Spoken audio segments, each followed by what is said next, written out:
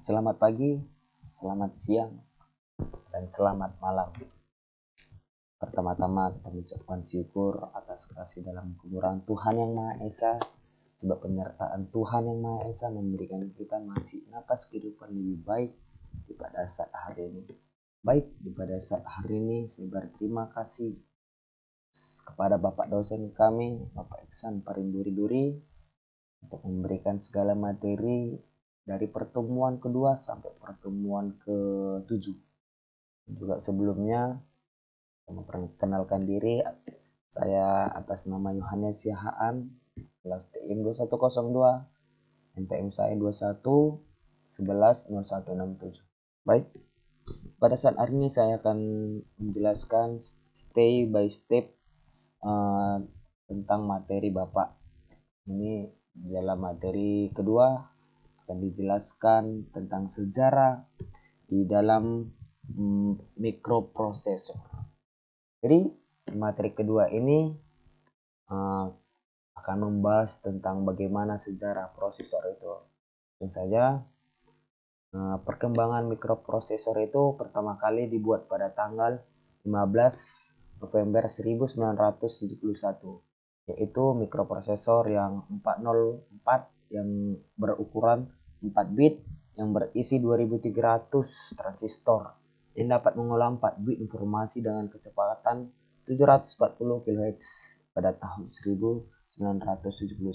Jadi mikroprosesor pertama kali ini adalah ini yang 4004 dengan ukuran 4 bit. Jadi kita lihat saja gambarnya. Inilah gambarnya ya.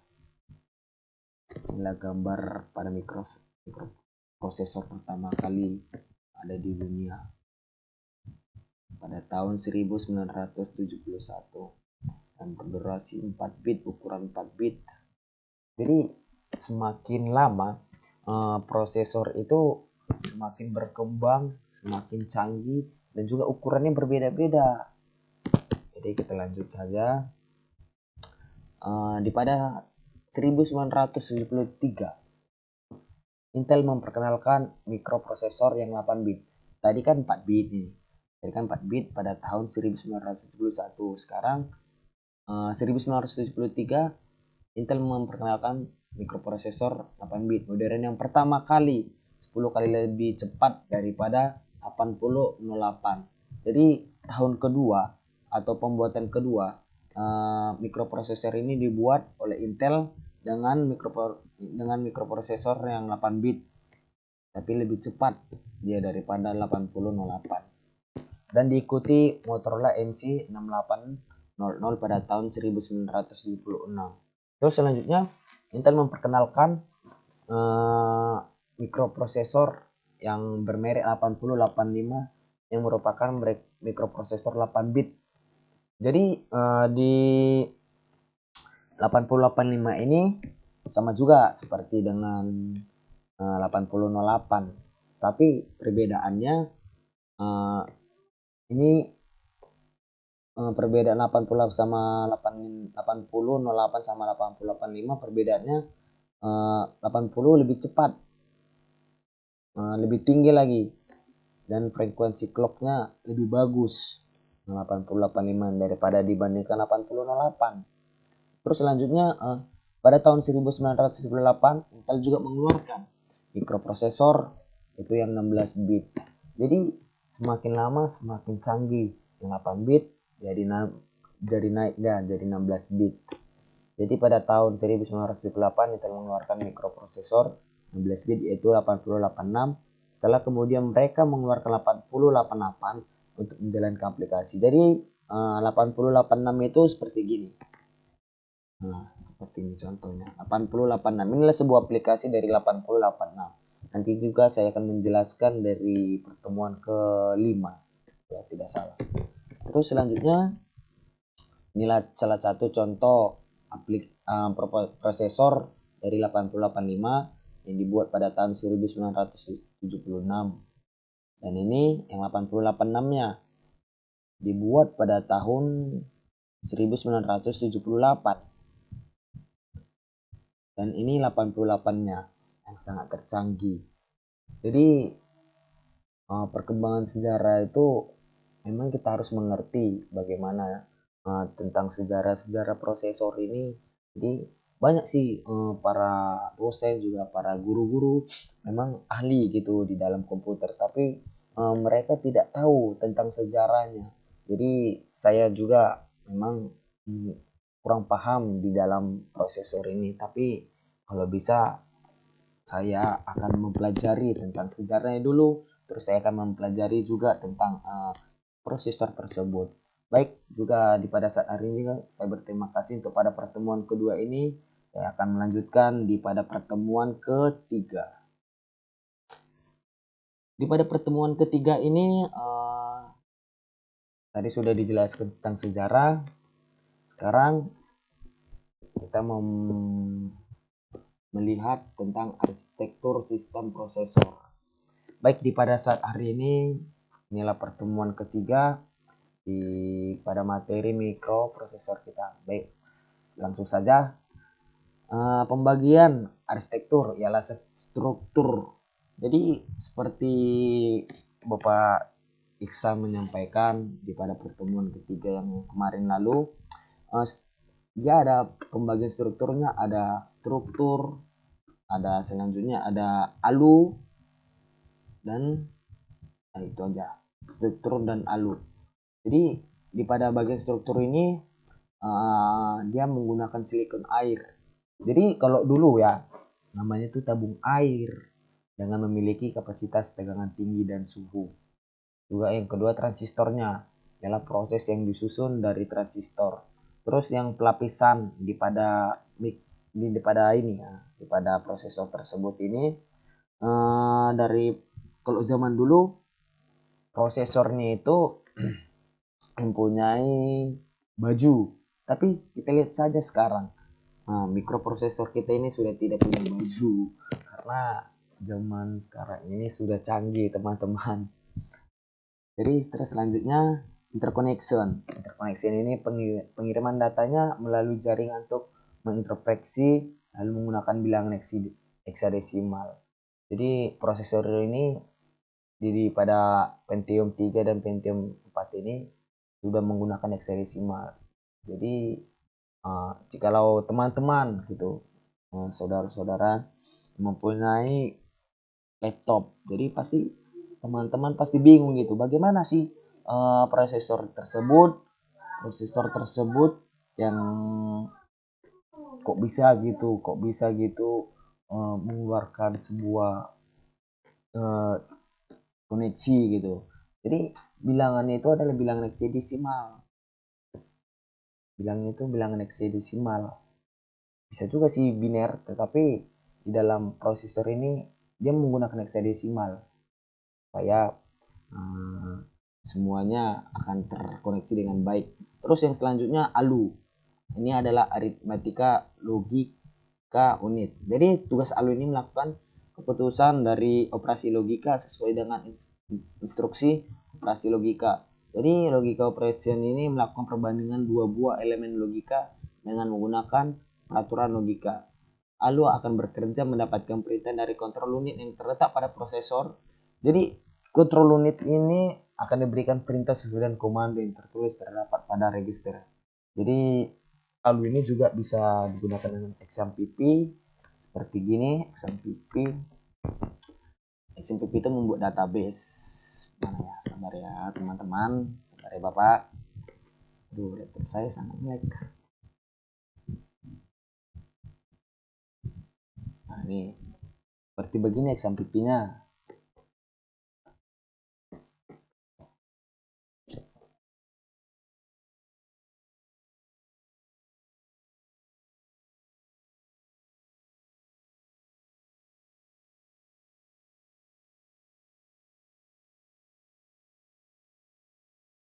Nah inilah salah satu XMPP.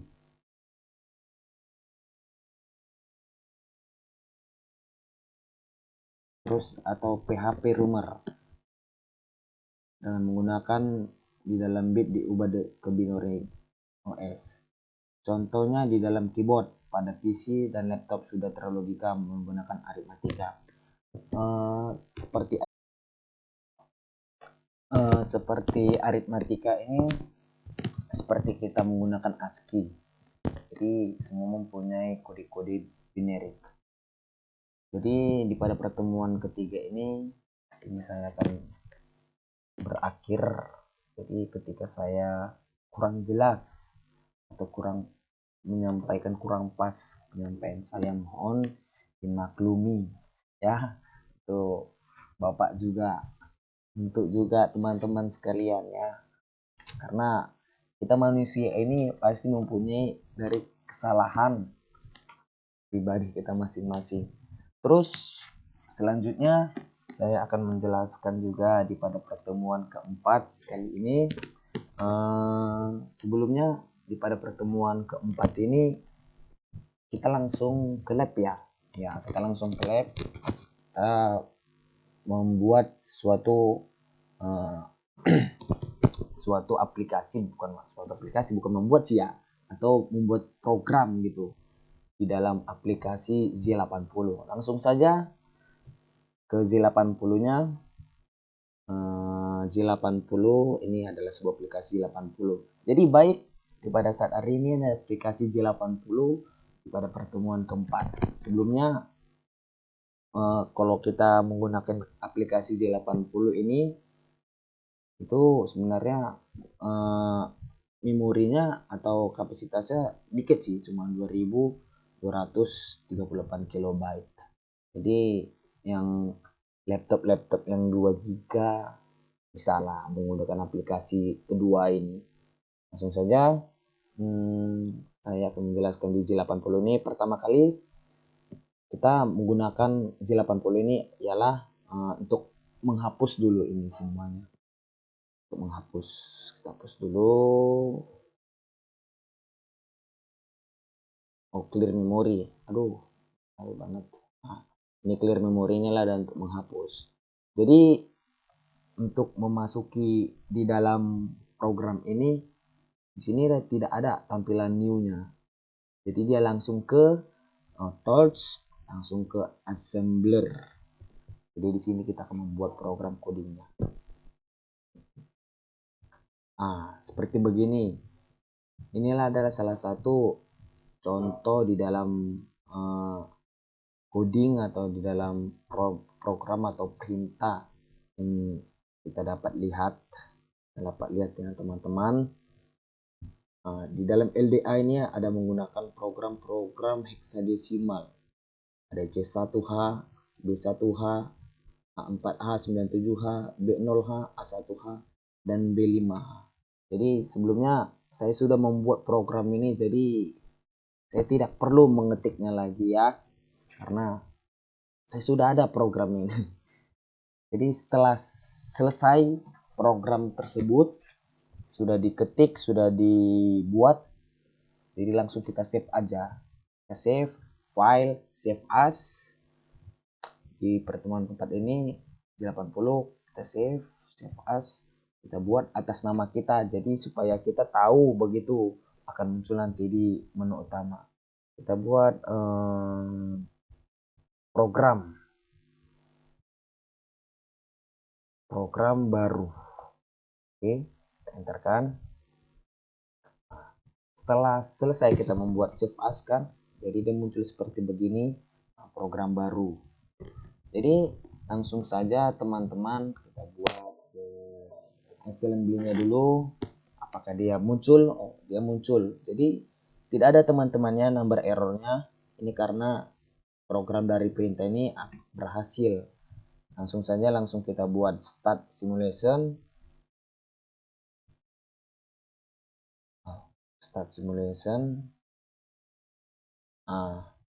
Jadi pasti tidak akan muncul di sini teman-teman. Sudah kita menggunakan start simulation ini langsung muncul di sini. Dia langsung akan terperintah dengan kita buat tadi program baru OBJ. Jadi kalau teman-teman menggunakan aplikasi ini, dia harus di save dulu, di save as, terus langsung dibuat assembly-nya apakah ada error atau tidak. Setelah itu kita buat edit start simulation, jadi dia akan muncul seperti begini. Ketika program tersebut tidak ada atau error, dia akan muncul. Kita buat salah satunya ya. Nah, coba kita buat begini. Oh, dia berhasil. Nah, coba aja. Kita save as dulu. Program baru 2. Assembly. Nah, begini dia. Ketika dia ada menjalani error gitu di pada program ini, dia langsung akan muncul di line 6 LDH LH. Dia menunjukkan bahwasannya pada program ini adalah program yang salah. Sini pun juga line 006 error invalid argument. Jadi ketika teman-teman salah gitu di dalam program ini, atau salah ketik atau salah koma, salah apapun, dia akan muncul seperti begini. Jadi demikianlah pada pertemuan keempat kali ini yang saya sampaikan. Terima kasih untuk di pertemuan keempat ini. Lanjut, saya akan menjelaskan di pada pertemuan kelima. Jadi setelah kita menggunakan aplikasi Z80, kita juga akan menggunakan aplikasi prosesor 8086. Di 8086 ini masa agak ribet karena perintahnya pertama banyak ya kan. Yang kedua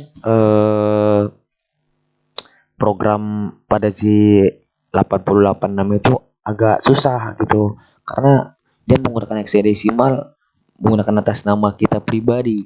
Oke, langsung saja kita mulai di pada aplikasi 8086 dan pertemuan ke-5 kita. Ini saya X-kan saja ya. Nah, jadi inilah aplikasi emulator 8086. Jadi pada saat hari ini kita akan membuat suatu program yang akan mengatasnamakan saya Yohanes Sihaan. Sebelumnya di program di aplikasi EMU ini sudah banyak gitu kita pelajari, dimana kita membuat pada pertemuan kelima kita membuat nama. Jadi kan kemarin juga kita diberi tugas oleh Pak Iksan juga membuat nama kita juga, universitas kita menggunakan karakter dan juga menggunakan bilangan ASCII. Di sini juga banyak teman-teman ikon-ikonnya. Di sini ada juga new ini adalah arti halaman baru. Kebetulan ini sudah atas nama saya, kita tunjukkan juga ya. Open aja lah, open kan buka ya, ini. Yes. Nah, oke saja. Jadi di sini adalah new, membuka halaman baru. Ini adalah open, example, save, complete, dan di sini adalah run. Ini ada calculator, converter, options, dan juga sini adalah ASCII. Ini adalah bilangan biner, bilangan biner bukan sih ya, bilangan hexadecimal yang akan kita inputkan di pada aplikasi emulator 8086 ini. Langsung saja kita mulai di emulator 8086 ini. Baik, sebelumnya kita kontrol A kan, kita menghapus pada menu ini. Jadi ini durasi berapa ya? Durasi 8-9 menit. Jadi untuk di emulator ini kebetulan di 9 menit saya akan menghabiskan juga 10 menit lah, karena durasi untuk di Bandicam ini 10 menit. Jadi tadi dari pertemuan 2, 3, 4 nggak sampai 4 ya. Jadi itu saya membuat di pertama ini. Jadi nanti untuk ini saya membuat di kedua. Nanti untuk di pertemuan kelima, kalau bisa ya di pertemuan kelima ini saya membuat juga new atau membuat video baru lagi. Jadi tunggu pastilah dulu sebelum titik-titik.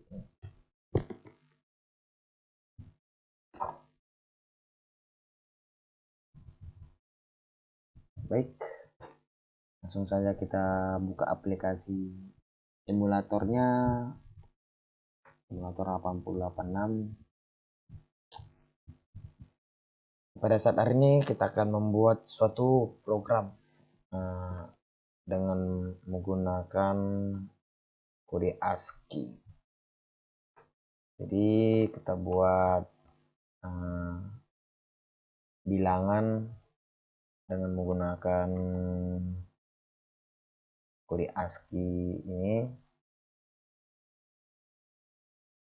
dengan cara seperti berikut.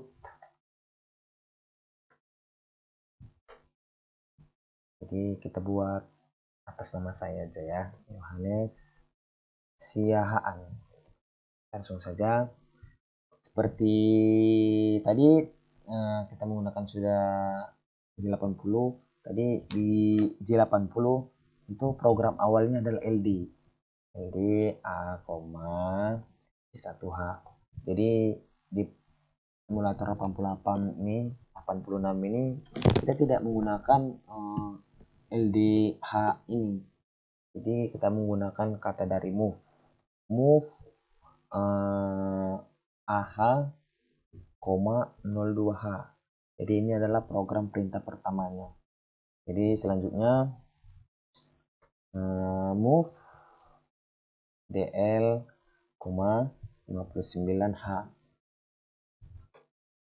Enter integer 21H. Jadi pada bagian kedua ini adalah suatu program atau suatu bilangan pada kode ASCII ini. Ini 59 ini mengartikan adalah huruf Y.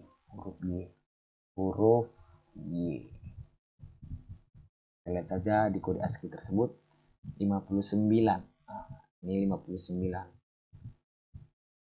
Kita menggunakan huruf Y. Jadi kita enterkan saja. Kita buat move DL, setelah huruf Y pasti kita menggunakan huruf O. Jadi lihat saja huruf O dalam 4F biar tidak salah-salah. 4F, FH, integer 21H. Ini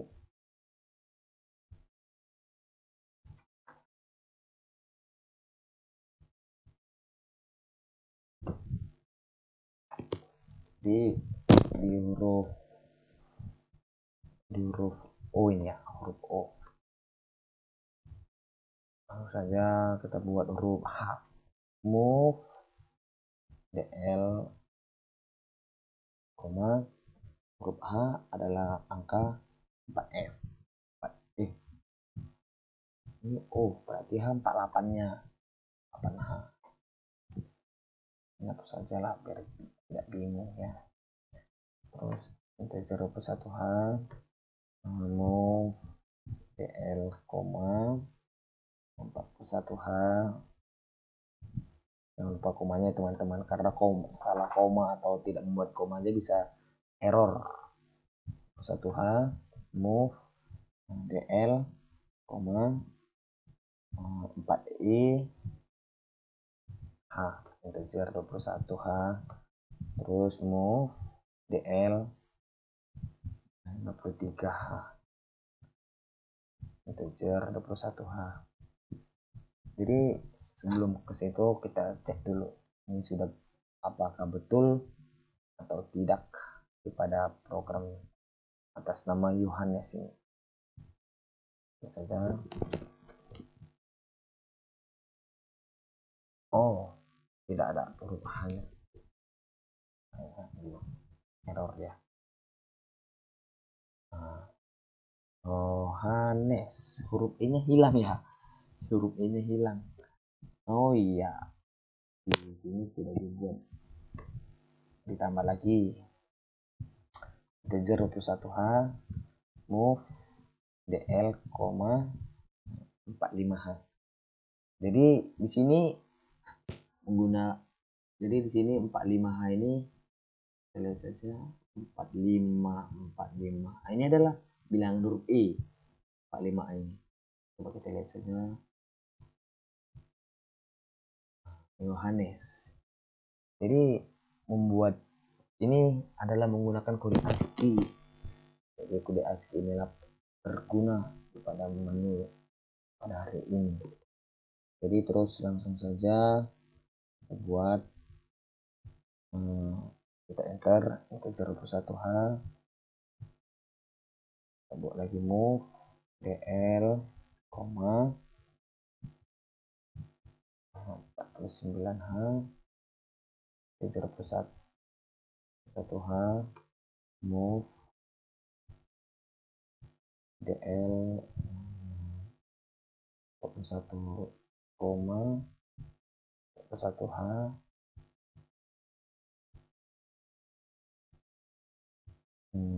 integer 21h move dl si. Oh, ini huruf S. Ini kita 49h itu bukan huruf S ya. Huruf S apa? 53. Jadi kan ini tidak ada spasinya ya. Jadi kita buat saja huruf garis bawah ini 5F. 5F. Ini sudah menggunakan garis bawah. Saja kita buat tadi huruf S apa? 53. 53H. Terus huruf I-nya huruf I 49. 49H integer 21H move dl 41H integer 21H move dl si ah huruf H-nya huruf H 48H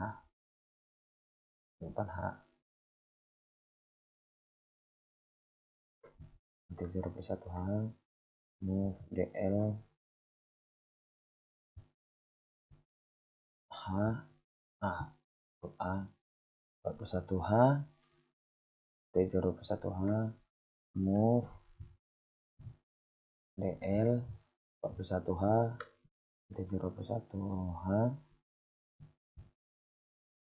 move dl huruf N ya, huruf N karena SIAHAAN nampak E. Jadi langsung saja kita buat, terlihat saja apakah salah atau betulnya. Betul ya teman-teman ya. Di sini ada atas nama Yohanes Siahaan. Inilah sebuah programnya. Jadi bisa saja kita tambahi, bisa kita buat huruf smile. Tapi kita lihat kodenya. Oh, bilang pastinya 01.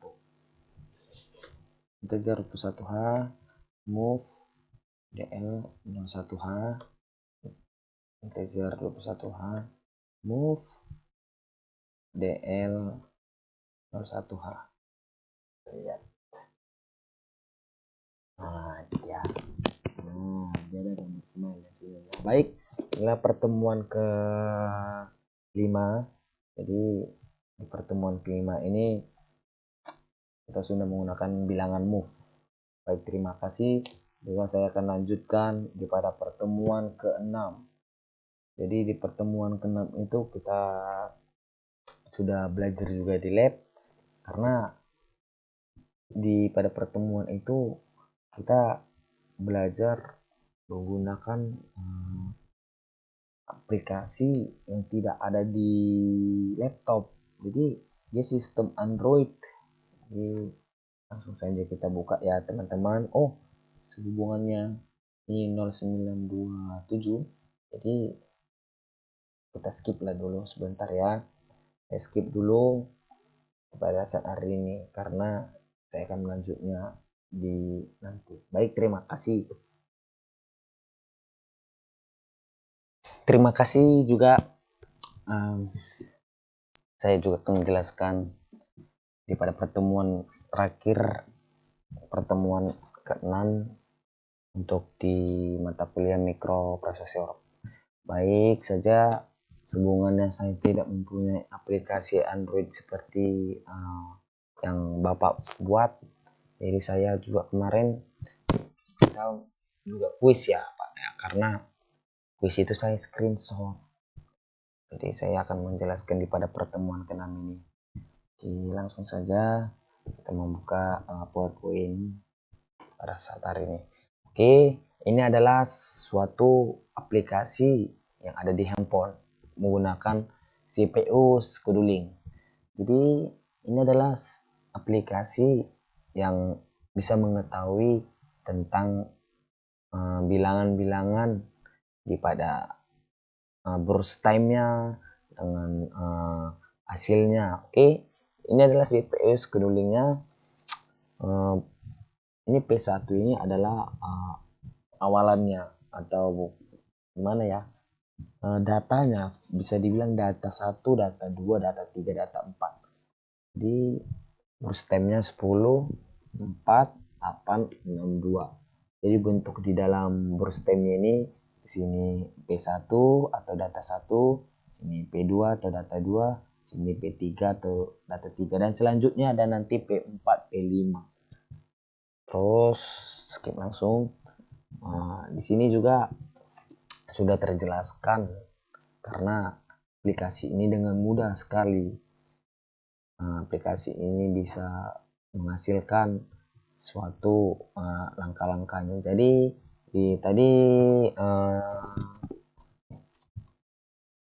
di burst time ini 10, 4, 8, 6, 2. Jadi itu semua ditambah-tambahkan di bilangan 0 tambah 10 tambah 14, P1 tambah 10 tambah 14 tambah 22, 28, 30, 42, 52, 58, 68, 82. Jadi semua ini adalah suatu bilangan tersebut. Jadi ketika sudah mendapatkan bilangan tersebut, semuanya akan ditambah. Jadi ketika itu kita akan mendapatkan AWT-nya berapa dan juga berapa hasilnya. Jadi semua kita ditambah 70 tambah 6, 56, 50 tambah 45, 45 tambah 35 tambah 26 tambah 28, 22 tambah 14 tambah 10, 10 dibagi 11. Jadi hasil daripada tersebut adalah AWT dari 32,36 ms. Ini aplikasi yang gampang, pun ada juga bisa juga kita menggunakan aplikasi lain, tetapi menurut saya aplikasi ini juga aplikasi yang gampang juga karena yang kita pelajari sama-sama menggunakan aplikasi tersebut. Jadi pada saat hari ini telah selesai hasil dari presentasi saya atau hasil dari pertemuan dari kedua, ketiga, keempat, kelima, keenam. Jadi ketika saya mempunyai suatu kesalahan dari hasil presentasi saya, dari hasil kinerja saya, menyampaikan suatu materi atau tidak jelas atau tidak benar, mohon dimaafkan ya. Terus Bapak juga saya berterima kasih Pak, karena Bapak sudah mengajarkan kami bagaimana mikroprosesor atau bagaimana prosesor tersebut. Oke, baik, terima kasih juga kepada teman-teman yang sudah menonton video ini. Jangan lupa di subscribe dan dihidupkan loncengnya dan notifikasinya. Oke, terima kasih. Selamat malam, selamat pagi, selamat sore. Semoga kita akan diberikan kesehatan selalu. Terima kasih.